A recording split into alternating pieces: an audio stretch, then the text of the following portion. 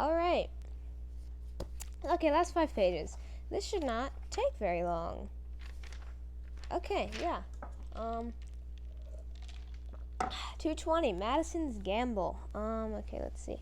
Excuse me. Following Washington's precedent, Jefferson left the presidency after 2 terms, happy to escape what he called the splendid misery of the highest office in the land. He strongly favored the nomination and election of kindred spirit as his successor, his friend and fellow Virginian, the quiet, intellectual, and unassuming James Madison. Madison took the presidential oath on March 4, 1809, as the awesome conflict in Europe was roaring to its climax. The scholarly Madison was small of stature, light of weight, bald of head, and weak of voice. Despite a distinguished career as a legislator, he was crippled as president by faction within his party and his cabinet. Unable to dominate Congress as Jefferson had done, Madison often found himself holding the bag for risky foreign policies not of his own making. The Non-Intercourse Act of 1809, a watered-down version of Jefferson's embargo aimed solely at Britain and France, was due to expire in 1810. To Madison's dismay, Congress dismantled the embargo completely with a bargaining measure known as the Macon's Bill No. 2. While reopening American trade with all the world, Macon's bill dangled what Congress hoped was an attractive lure. If either Britain or France repealed its commercial restrictions, America would restore its embargo against the non-repealing nation. To Madison, the bill was a shameful capitulation. It practically admitted that the United States could not survive without one of the belligerents as a commercial ally, but it left determination of who that ally would be to the potentates of London and Paris. The crafty Napoleon saw his chance. Since 1806, Britain had justified its orders in council as retaliation for Napoleon's actions, implying, without promising outright, that trade restrictions would be lifted if the French decrees had disappeared.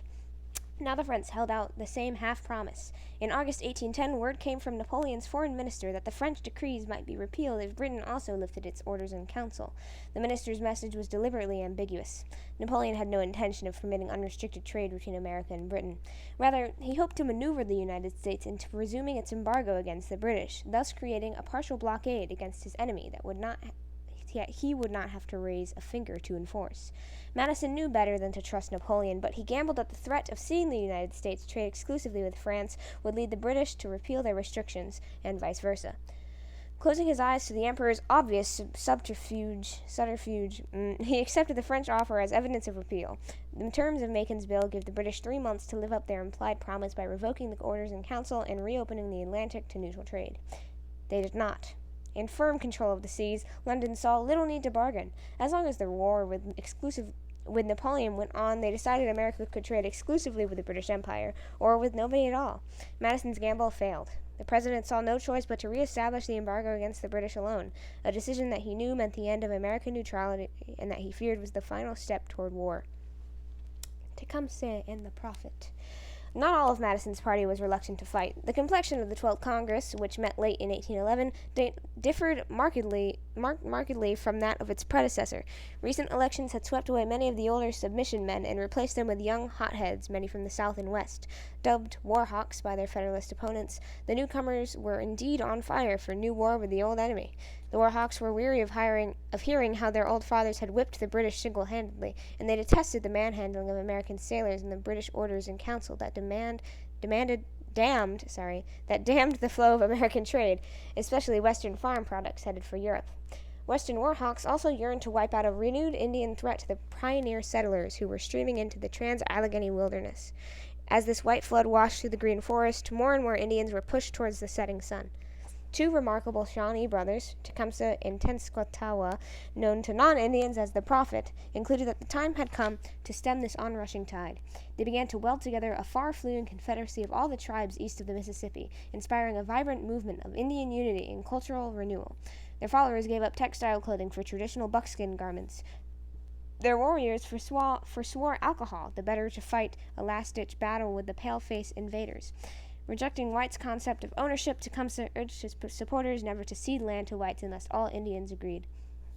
Meanwhile, frontiersmen and their warhawk spokesmen in Congress became convinced that British scalp buyers in Canada were nourishing the Indians' growing strength. In the fall of 1811, William Henry Harrison, governor of the Indiana Territory, gathered an army and advanced on Tecumseh's headquarters at the junction of the Wabash and Tippecanoe rivers in present-day Indiana. Tecumseh was absent, recruiting supporters in the south, but the Prophet attacked Harrison's army, foolishly, in Tecumseh's eyes, with a small force of Shawnees. The Shawnees were routed and their settlement burned. The Battle of Tippecanoe made Harrison a national hero. It also discredited the Prophet and drove Tecumseh into an alliance with the British. When America's war with Britain came, Tecumseh fought fiercely for the Redcoats until his death in 1813 at the Battle of the Thames. With him perished the dream of an Indian confederacy. Mr. Madison's War. By the spring of 1812, Madison believed war with Britain to be inevitable. The British arming of hostile Indians pushed him towards this decision, as did the whoops of war hawks in his own party. People like Representative Felix Grundy of Tennessee, 3 of whose brothers had been killed in clashes with Indians, cried that there was only one way to remove the menace of the Indians: wipe out their Canadian base. On to Canada, was the war hawks' chant. Southern expansionists, less vocal, cast a covetous eye on Florida, then weakly held by Britain's ally Spain. Above all, Madison turned to war to restore confidence in the Republican experiment. For 5 years, the Republicans had tried to steer between the warring European powers, to set a course between submission and battle. Theirs had been a noble vision, but it had brought them only international derision and internal strife. Madison and the Republicans came to believe that only a vigorous assertion of American rights could demonstrate the viability of American nationhood and of democracy as a form of government. If America could not fight to protect itself, its experiment in republicanism would be discredited in the eyes of a scoffing world. One prominent Republican called the war a test to determine whether the Republican system adopted by the people is imbecile and transient, or whether it has force and duration worthy of the enterprise. Thus, not for the last time did war fever and democratic idealism make common cause. Madison asked Congress to declare war on June 1, 1812. Congress obliged him 2 weeks later, the first of just 5 times in all of American history that Congress had formally exercised its constitutional power to declare war. The vote in the House was 79 to 49 for war, in the Senate 19 to 13. The close tally revealed deep divisions over the wisdom of fighting. The split was both sectional and partisan. Support for war came from the South and West, but also from Republicans in populous middle states such as Pennsylvania and Virginia. Federalists in both North and South damned this conflict, but their stronghold was New England, which greeted the declaration of war with muffled bells, flags at half-mast, and public fasting.